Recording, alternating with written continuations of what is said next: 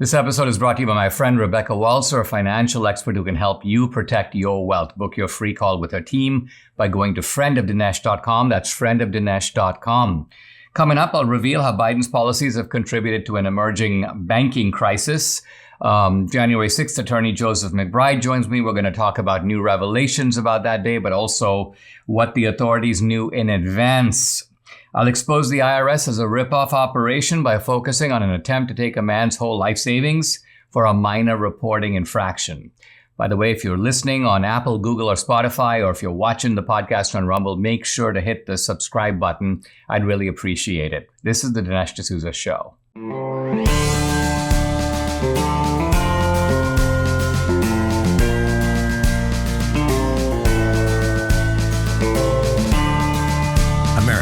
Needs this voice. The times are crazy.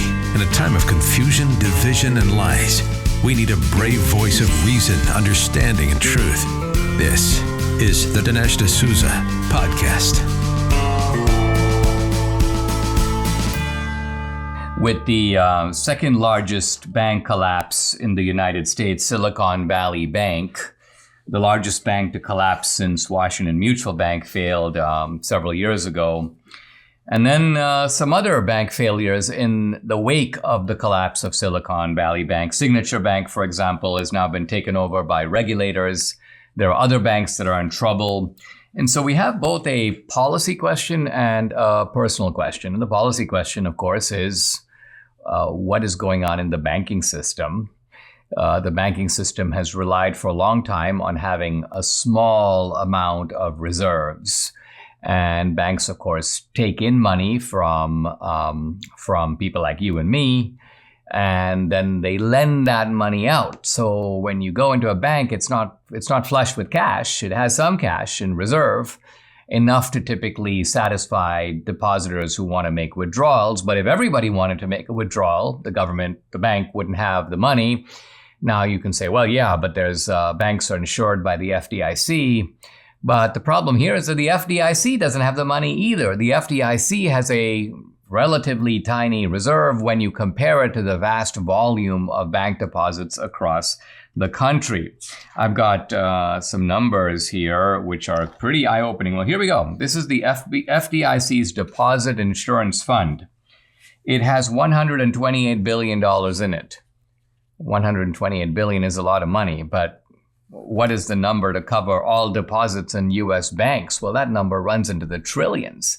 So the FDIC can only address, it's almost like saying I've got the ability to stanch a flood occurring over here and a flood occurring over there. But if a flood breaks out all over the place, then there's not a whole lot we can do. Now, there's been a debate which is useful, but to me a little bit of a sideline, about whether or not the FDIC is bailing out Silicon Valley Bank. And I saw some parts of a spirited discussion between, two guys I know, and like Vivek Ramaswamy, who's now the Asian Indian guy running for president, very smart guy, and David Sachs, who's a friend of mine from his old Stanford days, when he wrote a book against political correctness at Stanford. This is when David was a young guy. He's now, of course, a prominent figure in the tech world. They were debating this issue of the bailout, and Vivek Ramaswamy saying this was definitely a bailout. Taxpayers are on the hook for this. And he had a point. What he was saying is, hey, listen, the FDIC is supposed to insure deposits up to $250,000. Well, why say that if you then turn around and go, well, it doesn't matter if your deposits were $5 million, we're going to cover those also. Because now you're ultimately playing games. You're saying one thing when you really mean, if you want to say all deposits are covered by the FDIC, then say that. So that's Ramaswamy's point. David Sachs's point is, well, there is an important distinction here. What the FDIC decided to do is we're going to bail out the depositors who had their money in the bank because they're sort of not at fault. They thought they were just putting money in a bank. They trusted the bank. The bank didn't give them any warning that there was anything amiss. And then, boom, the bank collapses in 48 hours. So David Sachs is drawing a distinction between bailing out the depositors, legitimate, and not bailing out the investors and the people who sort of were trying to make money off of Silicon Valley Bank. In other words, think of Silicon Valley Bank itself as a stock. And if you bet on that stock, well, hey, you're taking a risk the same way as you do with any other stock. Stock goes under, stock loses value, well, then you lose money in the same way that if the stock made money, you would get to keep it. You wouldn't be like, oh, wait, I'm going to turn it in because this is an unexpected gain. Unexpected gains and unexpected losses are normal in the stock market. Now, there's a bunch of shareholders that are suing both Silicon Valley Bank executives, and they're also suing the Signature Bank executives for really two things. The first is they're saying, you gave us no indication that you were making such risky investments. In other words, you are buying these bonds, and if interest rates just notch up a few points, down goes the value of these bonds. And then you've got to borrow you've got to replenish that capital. Otherwise, you don't even have enough reserves. So you created a run on your own bank, and you've done that by putting our money, meaning shareholder money, at risk. So the first part of the lawsuit is you didn't disclose to us the level of risk that you're taking. And the second, of course, is that these executives, some of them, sold stocks as the bank was going down. In other words, they cashed out because it's almost like the Titanic is going down. If I can put some stuff into lifeboats, I'm going to do that, and I'm going to make out okay, and I'll leave the shareholders kind of holding the bag. So both in the Signature Bank case and in the Silicon Valley case, you have these executives. And by the way, let's keep in mind these executives were, for the last several years, posing as the most enlightened and compassionate, lovely people. They're all concerned about social justice, are concerned about the climate. Notice that when things start getting rough, they're grabbing their stuff, they're taking stuff that belongs to other people, they're making misrepresentations, they're running for the exits. So suddenly all this virtue kind of goes out the window. Look, this couldn't have happened to a nicer, by which I mean, of course, lousier group of people. I obviously don't want banks to fail. I like to live in a system where the banking system is stable. I think our banking system is stable, but nevertheless, what's happening here, and by the way, it's part of it is being driven by Joe Biden's inflationary policies that then caused the Fed to put on the brakes. And it's this kind of the loosening of the economy through inflation and then tightening of the economy through monetary policy. This is, in fact, if you are looking for a root cause, a government role in this banking crisis, this is it right here. Markets go up, but as we've seen recently, they also come down. Smart investors know how to take advantage of the market, but you got to protect against the downside. We're in a rocky economy. Look at these banks going under, stocks skidding and sliding, Biden at the helm. This is a time to be cautious, not reckless. Debbie and I have a portion of our savings in gold and precious metals. Why? Because they are the smart hedge against inflation and market downturns. We trust Birch Gold because they have top-notch people to advise us. They have an A+ rating with the Better Business Bureau. If you text Dinesh to 989898, you'll get a free information kit on gold. And then you should talk to Birch Gold about getting started. They offer a free safe to store your physical gold and silver based on qualifying purchases. And they'll also show you how to hold real gold and silver in a tax-sheltered retirement account.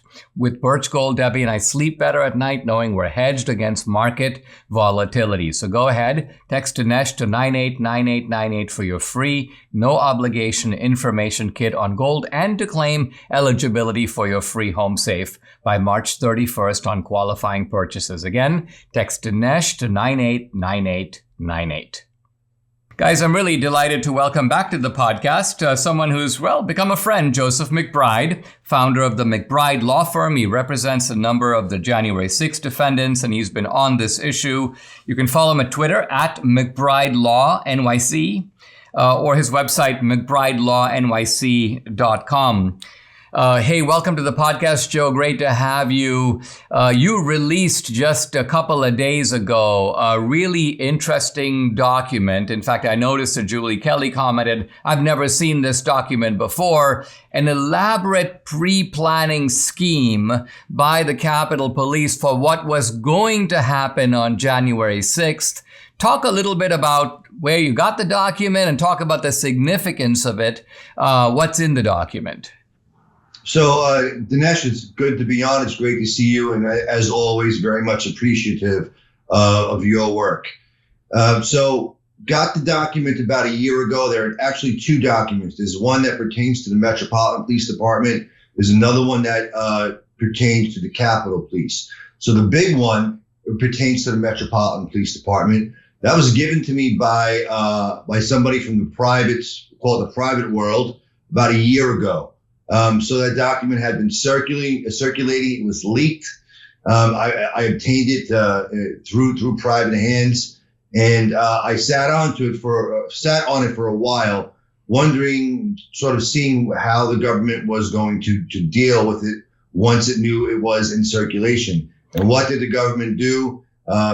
Apparently, the government moved to have it suppressed, not maybe moved in court, but they made it subject to the protective order. And what they did was they shielded it from the prying eyes of the public.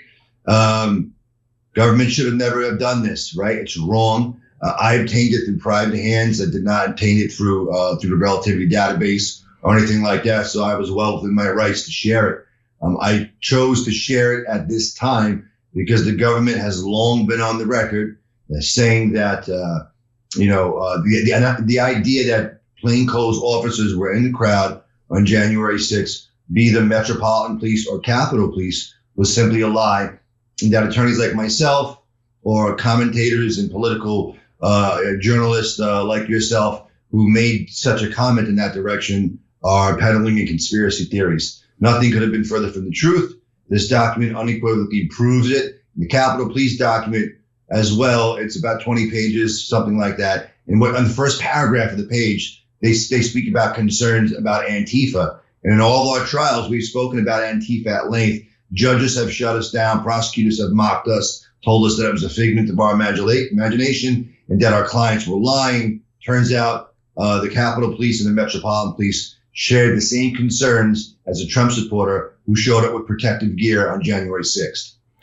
Now, one of the things that emerges in the document is that these guys were planned to have undercover police guys dressed apparently as Trumpsters, MAGA hats, the whole gear, the whole thing.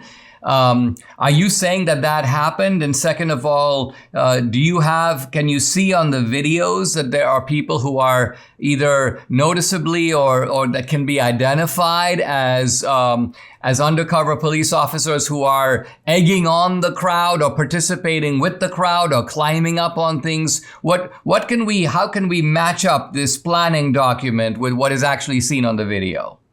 There's body cam footage. There's body cam footage of the officers in their undercover gear walking around with the clothes on. They are wearing what I would describe as sort of pro-America, back to blue sort of gear. So, not everybody that was a Trump supporter had a Trump hat on. Some of these guys did, but most of these guys have face masks on. They're dressed like a lot of the other people you see there that day. They have the gaiters on their face. They have hats on. They have jackets on. They have some type of pro-America gear on. They're walking around. They're interacting with people in the crowd. They're certainly climbing up the sides of stairs. They're climbing up things. They're talking to people. They're participating in chants. At one point, somebody's like, "Hey, watch out over there because Antifa is all over there." And they're like, "Oh, yeah, Antifa. That's what we're here for." They make their way from the street level all the way up to the steps, to the western terrace of the Capitol, up the side of the steps, and then on top of the western terrace. If you followed those people and you went up to the top of the western terrace or possibly inside of the building, and you did it because you followed their lead and you thought that what they were doing what was okay, you were entrapped. There's no two ways about it. And the government is going to have a hard time explaining this. All types of information is coming out now. They're going to fight us tooth and nail on it. We are asking for the court for time to be able to process this and to draw up motions on these matters. But, we have an uphill battle because, as usual, everybody wants to hurt us and nobody wants to help us in D.C. When we come back, I'd like to pick up on a word that Joseph McBride used, entrapment, and explore this a little further. We'll be right back with attorney Joseph McBride. If you got aches and pains, there's no reason you have to live with them. Debbie and I started taking Relief Factor 2 years ago. The difference we've seen in our joints, nothing short of amazing. Aches and pains are basically gone thanks to this 100% drug-free solution called Relief Factor. Now, Relief Factor works by supporting your body's fight against inflammation that's the source of aches and pains. The vast majority of people who try Relief Factor love it. They order more because it works for them. Debbie's a true believer. She can now do the exercises that for a long time she wasn't able to do.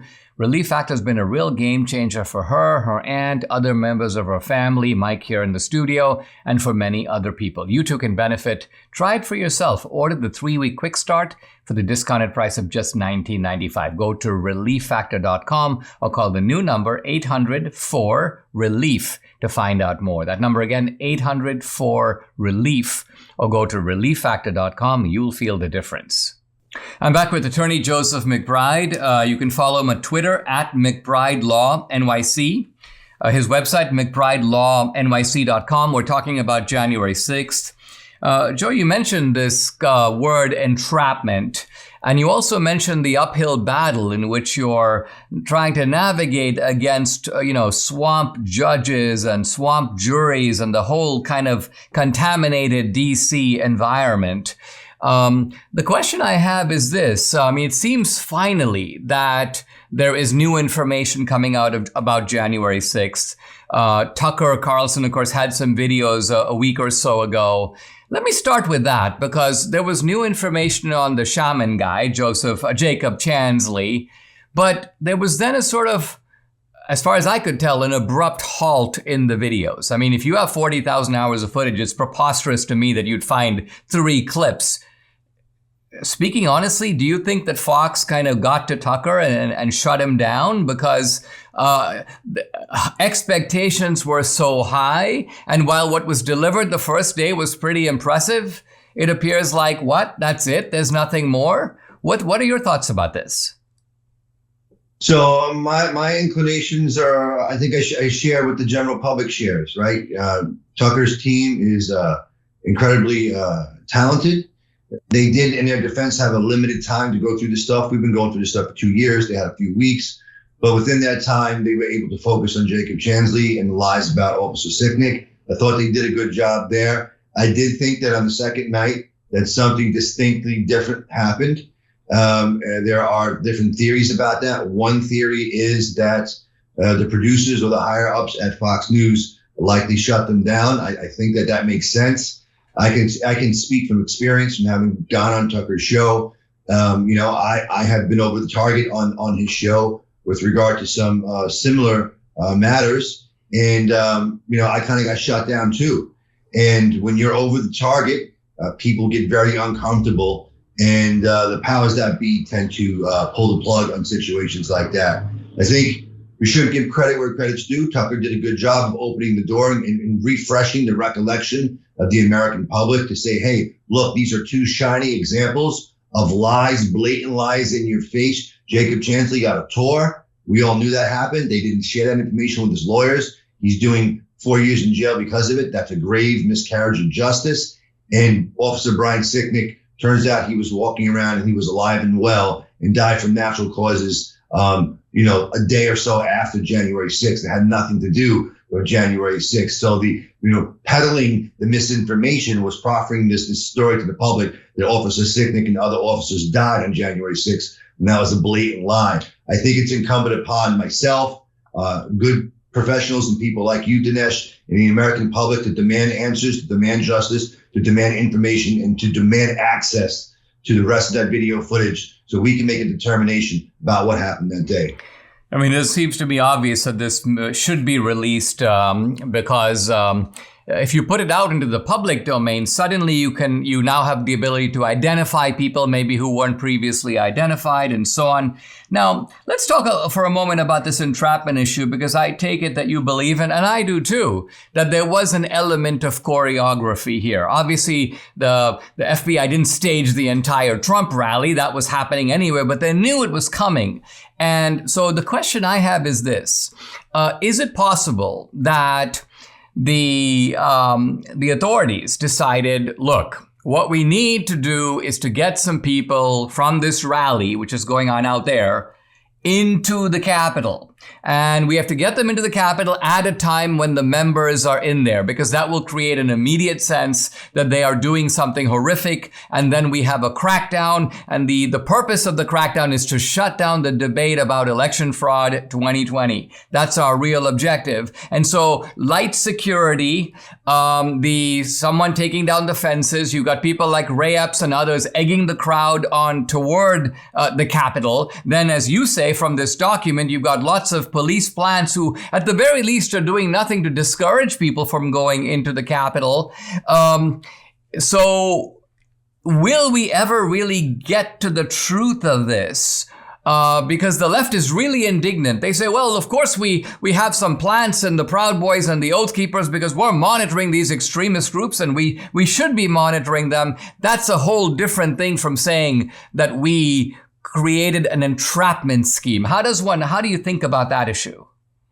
Well, I agree with you. Looking back on this retrospectively, it's very obvious to see what happened and that Trump supporters were, in fact, entrapped. There are two sort of theories of entrapment. There's old school entrapment, where you're induced knowingly by an officer, and then there's entrapment by estoppel. Entrapment by estoppel is when you, Dinesh, as a reasonable person, rely on representations made by the government or somebody who appears to be in government, either by writing, by publication, or by word. So, for instance, when the President of the United States says in good faith, walk down to the Capitol and have your voices heard, because he knows there are 8 protests down there that are allotted for the Capitol grounds. People turn around, they look at Constitution and Pennsylvania avenues, and they see that they are sectioned off as parade routes. And those parade routes take you directly to the Capitol grounds where 8 other allotted protests are. And then you cross this boundary into the protest land, and then you're accused of being illegally on Capitol grounds. That is entrapment by estoppel, 100%. When an officer waves you in or is standing by a door and lets you walk in, and other people are walking around,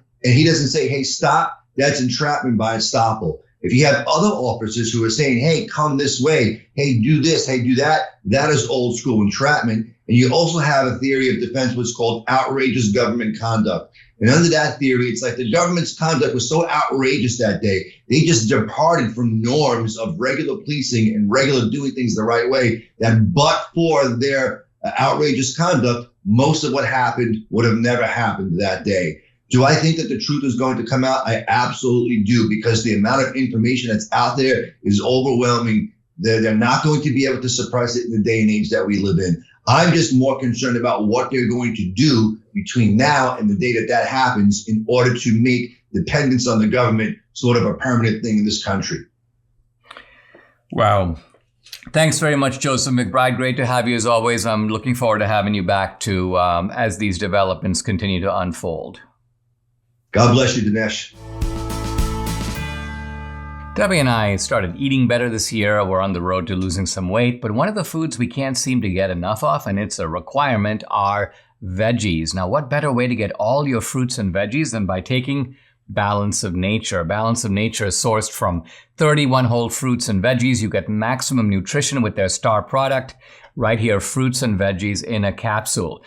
We not only look better, but we feel better too, with lots of added energy that Balance of Nature gives us. Start your journey to better health right now. Take advantage of Balance of Nature's New Year's offer. Get $25 off plus free fiber and spice with your first preferred order of fruits and veggies when you use discount code AMERICA. The offer can end at any time, so act now. Call 800-246-8751. That's 800-246-8751. Go to balanceofnature.com. Use discount code AMERICA. Recently, the GOP-led House of Representatives repealed a congressional provision allocating almost $80 billion to the IRS to, over 10 years, hire a whole bunch of new agents. And the House Republicans said, listen, you don't need the money. You're going to just use this money to badger, harass, and rip off the taxpayer. And I want to focus on a particular case that seems to show the IRS doing exactly that. I know about the case only because it wound its way up to the Supreme Court. And the Supreme Court basically weighed in and slapped down the IRS for imposing really a ridiculously excessive penalty on a guy for not reporting his foreign bank accounts. Now, let's go into the story a little bit, because the guy, his name is Alexandru Bittner. He was born in communist Romania. He moved to the United States when he was a young guy. But then when the Soviet Union collapsed, he moved back to Romania from 1990 to 2011. So he lived in post-Soviet, in the post-Soviet bloc for about 20 years. Now, he was a really successful guy. He had a bunch of businesses, and he opened up a whole bunch of foreign bank accounts. Then later, he moves back to the United States, and he discovers that he's required, as someone who has these foreign bank accounts, simply to file a report with the IRS noting that he has these bank accounts. He says, I didn't even know I was supposed to do that, but he hired an attorney, and the attorney said, I'll prepare the documents for you. And so he filed them. Now, the IRS basically said that this guy did not file these timely reports for 5 years, 2007 to 2011. Again, reports that he didn't know he needed to file. And so the IRS decides to fine him.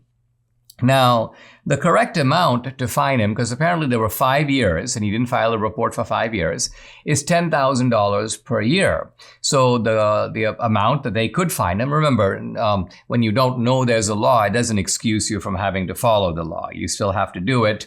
And so the IRS should have probably fined this guy $50,000, which was a small fraction of the total amount of money in those accounts. He could easily have paid it. But the IRS decided not to do that. They decided that for each account that he didn't file a report, it's a separate violation, and it needs to have a $10,000 fine attached not to each report, not each annual report, but to each particular account. And because this guy had a whole bunch of accounts, it turns out that the IRS stuck him with a penalty. Let me look for the actual number here. It was a penalty of $2.72 million. Now let's remember, this is not even money he owes the IRS. This is not taxes that are due. This is simply fines for failing to file a report. And by counting all the accounts and multiplying it across all these years, they go, oh yeah, we're $10,000 per account per report, $2.72 million. So this goes up to the Supreme Court, and the Supreme Court takes a look. First of all, the Supreme Court takes a look at the law. And Justice Gorsuch, writing for the court, goes, wait a minute, the law doesn't speak about any accounts. It doesn't say that if you have one account, you file one report. If you have 10 accounts, you file 10 reports. The law simply says that you file an annual report, one report for all the accounts. So if this guy didn't file the report for a year for 10 accounts, he's only due one report. You want to fine him $10,000? That's the correct amount. You can't decide on your own, IRS. Let's just basically, shake the guy down and count each account as requiring a separate report. So this was essentially you must almost call it a devious scheme by the IRS. And the point I'm trying to get here is that when we're dealing with the law, the IRS is supposed to be, think of it, they're supposed to be the guys enforcing the law. But what they're doing is manipulating the law and going above and beyond the clear language of the law to stick this guy with a fine for, again, not taxes due, but not filing reports. And so what does the Supreme Court do? They reverse the decision of the lower court. Lower court sometimes can be kind of, they defer to the IRS. You're the IRS. You know how to calculate these things. No, Justice Gorsuch goes, I'm looking at the law, and the law talks about reports. Now, interestingly, this was not really an ideological decision, because I'm looking at the dissent. The dissent is Amy Coney Barrett, Justice Thomas, Elena Kagan, and Sotomayor. So this is a case where you do have a majority on Gorsuch's side, and I think that's the correct side. But the real point I'm trying to expose here is to show that the concerns that the House Republicans have about the IRS seem to be justified. It's not merely a tax collection agency. It's also kind of as this case shows, a harassment agency. We Americans have had it. We're done supporting companies that rake in hundreds of millions of dollars, sometimes billions, while trashing the country that made their success possible. Until recently, we had to just take it. But companies like Patriot Mobile are building a whole new economy, a parallel economy, one which embraces the values that made America the greatest country on earth. Patriot Mobile is America's only Christian conservative wireless provider. It offers dependable nationwide coverage on all three major networks. So you can get the best possible service. Plus, they offer a coverage guarantee. If you're not happy with your coverage, you can switch to a different network for free. All this plus the knowledge that you are supporting free speech, the sanctity of life, the Second Amendment, and our military and first responder heroes. Patriot Mobile's 100% US-based customer service team makes switching easy. Just go to patriotmobile.com/Dinesh or call them right now at 878-PATRIOT. Get free activation today with the offer code Dinesh. We need to stand together and support companies that share our values. Go to patriotmobile.com/Dinesh or call 878-PATRIOT. I want to talk about the corruption of the think tanks and the way in which think tanks are compromised, in this case, by getting a lot of money from the defense industry. Now, the reason this is important is that you've got these prominent think tanks. I'm thinking of places like the Atlantic Council, the Hudson Institute, the Center for Strategic and International Studies.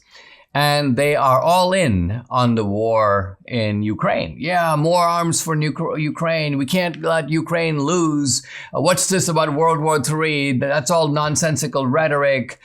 So you have these war-mongering think tanks. And I haven't mentioned it, but I'm a think tank guy myself. I spent 20 years of my career, well, not quite, almost, in the American Enterprise Institute, about 11 years, and then about 7 years at the Hoover Institution at Stanford.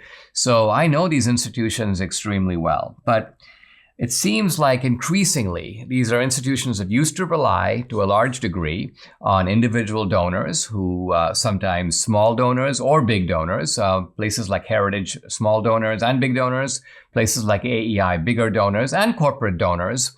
And there always has been an issue of what exactly is the relationship between these corporations. As long as it's pretty generic, a corporation goes, well, I like the fact that the American Enterprise Institute is pro-free market, then it's okay, because that actually represents the thinking of the scholars at the American Enterprise Institute. They're not kowtowing to get tax benefits to a particular company. It's a whole different matter when the very large defense industries, which benefit from war, why? Because they sell war material and war equipment, are the ones bankrolling the think tanks that are sort of storming the intellectual barricades and the media barricades for the war to not only continue, but to ramp up. Now, a researcher has taken a look at the flow of money from these big defense contractors to these think tanks. And it's pretty eye-opening. I mean, above and beyond the money, by the way, there's also a flow of personnel. You got guys from Boeing and Northrop Grumman who end up at the think tanks, and then they go into government, and then they go back to the defense industry. So you've got this revolving door. Think of the guy who's running the Pentagon, Lloyd Austin. Before he took this position, what was he doing? Well, he's on the board of directors at Raytheon, a massive defense contractor, and that is actually pretty normal. So these are corporations, these defense corporations. They produce intelligence reports through the think tanks. And the intelligence reports say, you know, everyone to the barricades. And then a media environment is created that riles up Congress. Congress allocates the funding. The funding goes to the defense industry.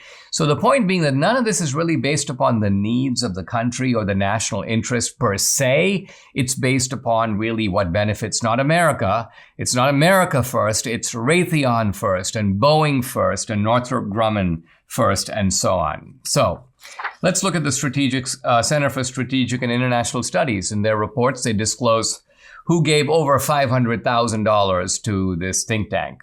There we find Northrop Grumman Corporation, massive defense contractor. Who gave between $200,000 and $499,000?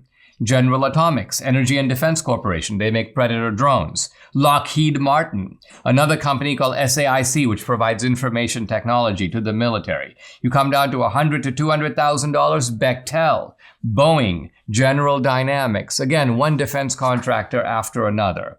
Now we go to Center for New American Security, pretty much the same names. Over $500,000, Northrop Grumman Corporation. $250,000 to $499,000, Lockheed Martin. And you come down to the Hudson Institute, a conservative-leaning think tank, but nevertheless, I'm not going to spare them. Large donations, General Atomics, again, a defense supplier. Lockheed Martin, Northrop Grumman. Go to the Atlantic Council, largest contributors, Airbus, Lockheed Martin, Raytheon Corporation, International Institute for Strategic Studies. This is actually based in London. Contributions over £100,000. Airbus, Boeing, General Atomics, Lockheed Martin, Raytheon. 25 to 100,000. Northrop Grumman Aerospace Systems. We go on to the Australian Policy Institute. Pretty much the same story. Boeing, Lockheed. So what you see here is that when you look at these reports from the think tanks, you go, here's an important study looking at the defense capabilities of Ukraine and Russia. And you think this is an objective study produced by some sort of academic who's taking, a year off at Emory University, is now coming, let's say, to the Hudson Institute. But you don't realize that there are also other factors at work. These think tanks are dependent upon these donations that they get, particularly now that some of these think tanks, ever since they went sort of never Trump, I'm now talking about the right-leaning ones, they began to jeopardize their support from donors, both small and large donors. They become more dependent upon the lobbying industry. They become more dependent also on digital donations from places like Google and Facebook. They become more dependent on donations coming from other countries like Qatar and so on. So you've got a compromised think tank sector. I guess that's the point I'm trying to make. And therefore, we have to take their research with a grain of salt. Debbie and I gained a bunch of weight, not saying exactly how much, too much during COVID. We decided, hey, it's time to drop some pounds. We started the PhD weight loss and nutrition program 6 weeks ago.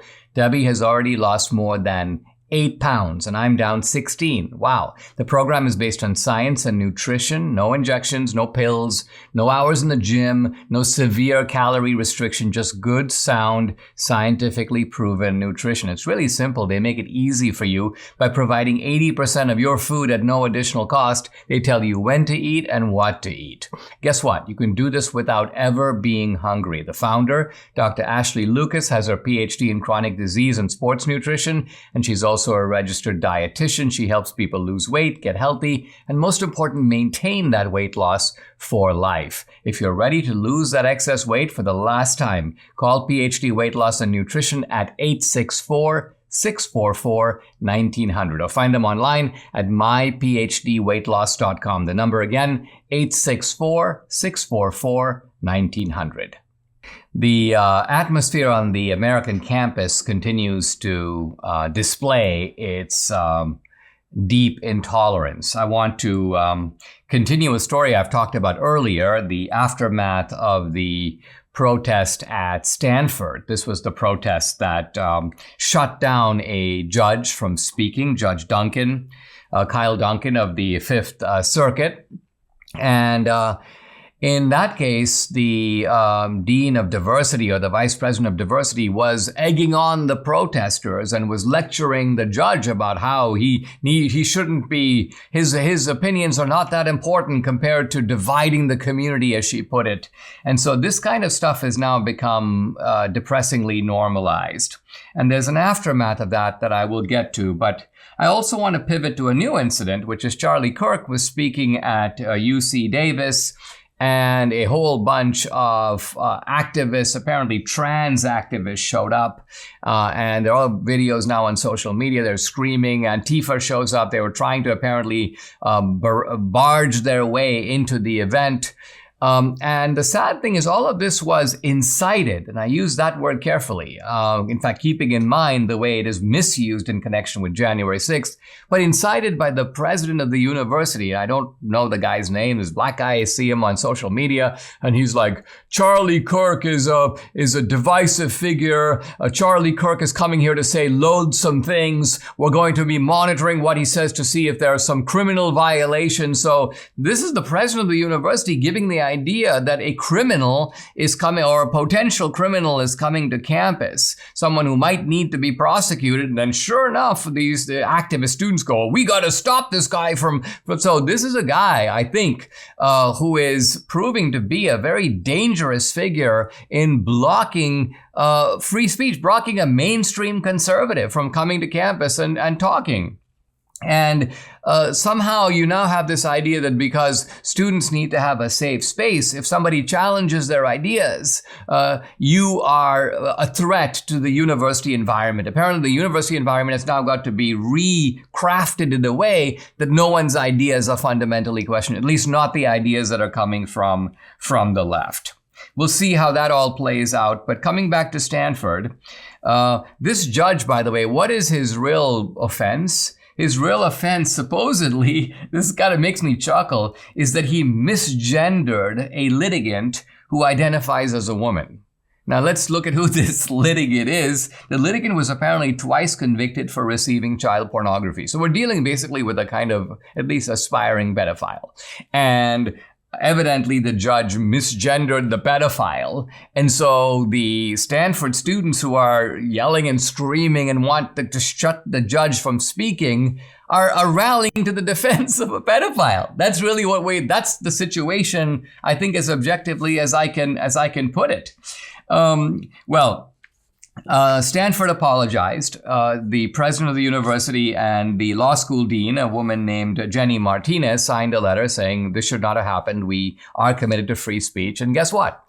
Jenny Martinez goes back to her constitutional law class, which she teaches at Stanford, and she discovers that the whole whiteboard is covered with posters and basically attacking her. Basically taking the side of the dean of diversity and saying that Stanford was wrong to apologize and that they have every right to shut down a judge who, as they see it, is coming there to peddle his intolerance. So in other words, the Stanford activists think intolerance is good because it's blocking the judge's intolerance. And the judge was basically going to read. He even had a prepared speech, and he's a mild-mannered fellow because if you watch the video, he's like, can you reach out for an administrator to come and help adjudicate the situation? So he couldn't be more, polite and easygoing. But no, it's the radicals are the ones who inflict violence, and then they accuse the speaker of violence, rhetorical violence. But which is worse, rhetorical violence or real violence?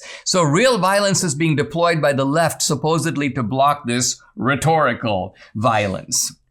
The protest in Dean Martinez's constitutional law class apparently was almost a third of the whole law school. So think of it. They've got that many activists. Now, when I was in college, there were activists and you could round them up and they looked like a pretty large number. But then compared to the full size of the school, they were a tiny faction. But apparently here in the law school, they riled up enough people, or they corralled enough people. The students, by the way, who didn't participate, there are a couple of them quoted in an article that I read in Free Beacon. And they say, this was the true intolerance, because they keep talking about people. We don't want the judge to speak because we need to have an inclusive environment. They go, there's nothing inclusive about this environment. In fact, we are in this class intimidated, and we are glared at by the protesters for not joining. They're like, what's wrong with you? Why are you here only to study? Why are you here only to learn the law? Aren't there other better things to go to college for? Isn't that why you're really in law school, to learn to become a professional agitator? Don't you know our real techniques? We basically cause trouble and we sue the city. We find friendly Democrats running the city. They agree to pay us a settlement. That's really how we make money in modern day America. This is the new leftist modus operandi. Get with the program, guys. Why are you studying the Constitution and contracts? So this is really what our universities have come to. And at some level, I think I have to say objectively that there's really no saving them. We need at this point a new model altogether. Just when you thought it couldn't get any better, Mike Lindell and MyPillow have launched My Mattress Topper 2.0. The new 3-inch MyPillow mattress topper is made of 3 unique layers. Layer 1, the MyPillow patented foam, which provides superior support and durability. Layer 2, transitional foam, which provides optimal comfort, evenly distributes body weight, and helps to relieve pressure points. And layer 3, the cover, made from a special material to keep your body temperature regulated through the night. This MyPillow mattress topper is washable and dryable. It's made in the USA, comes with a 10-year warranty and a 60-day money-back guarantee. The incredible 3-inch mattress topper is as low as $219.59 with promo code Dinesh. So take advantage of that. Call now, 800-876-0227. Again, that number, 800-876-0227, or just go to mypillow.com. But either way, don't forget to use the promo code DINESH, Dinesh. The philosopher Immanuel Kant famously said that by showing the limits of reason, I am clearing the way for faith, religious faith. Kant was a Lutheran, and as far as we know, a pretty devout one. Now, some people think that Kant's philosophy is skeptical in the mode of Hume and Berkeley.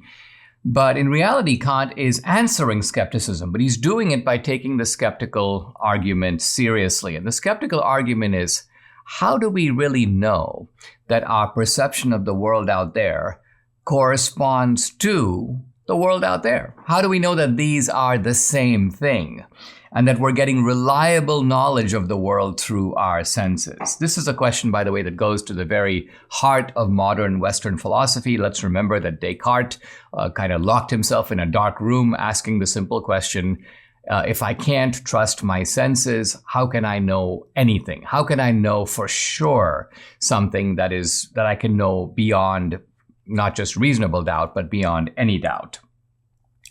If we fast forward a little bit from Descartes to Locke, Locke noticed something about objects in the world. He noticed that they have what he called primary and secondary properties.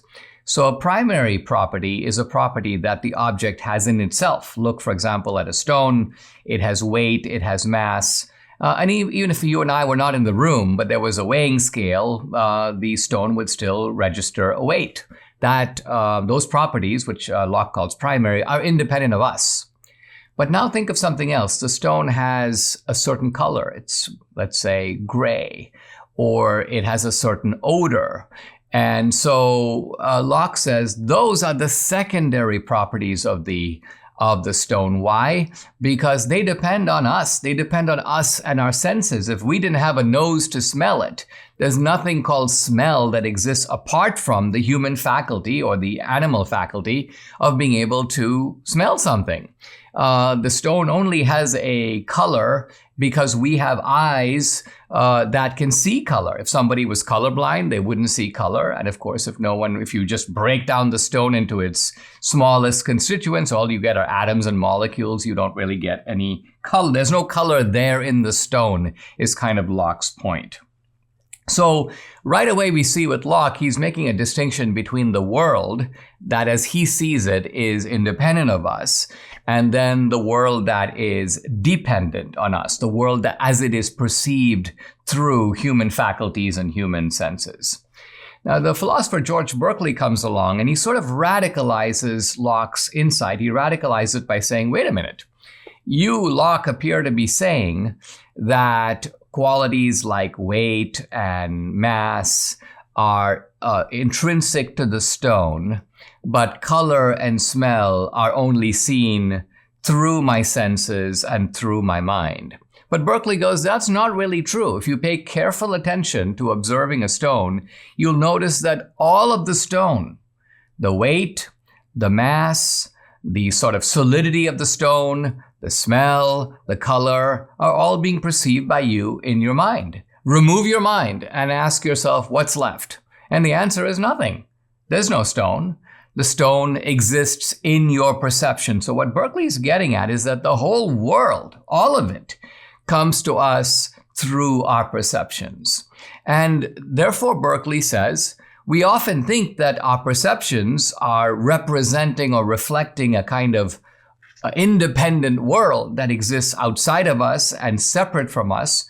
But Berkeley says that if you pay careful attention to perception, you notice that the perception is all you have. You can never separate your perception of the world from the world itself. You can never say, here is the stone, and here's the stone as observed by me. No, there's only a stone observed by you.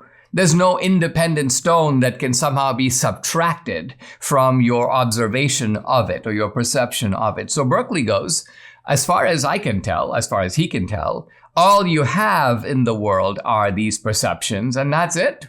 There's no justification for postulating some freestanding, independent reality. When you see an ocean, what do you experience? You experience the touch and the feel of the water, the sound and smell of the ocean, and that's it. And if somebody were to ask you, well, isn't there a separate ocean that exists apart from your perception of it? You'd have to say, no, I can't be sure that there is that at all, because all I have, if I really focus in, all I have are the perceptions, and that's pretty much it. Now, Kant is very aware of all this. Hume, by the way, is operating very much in the same tradition as Berkeley. In fact, Hume sort of radicalizes Berkeley by saying not only can we not be sure about the world out there, we can't even be sure about ourselves. Why? Because when we think that we are having feelings and we are having perceptions and we are observing this and we are thinking that, Hume says, no, you have thoughts. The thoughts exist. But where's this we? Where's the I? Where's the independent being that somehow is having these perceptions? No, as far as you're aware, there are the perceptions. You're conscious of the perceptions, and I suppose you can infer that there must be some I that's having them, but even that is a mere inference. Hume says you don't have independent knowledge of this I. So see how far skepticism has gone? It's going to have to be Kant's great task to take all of this in, take in the skepticism, and then provide an intelligent answer to it. Subscribe to the Dinesh D'Souza podcast on Apple, Google, and Spotify, or watch on Rumble, YouTube, and SalemNow.com.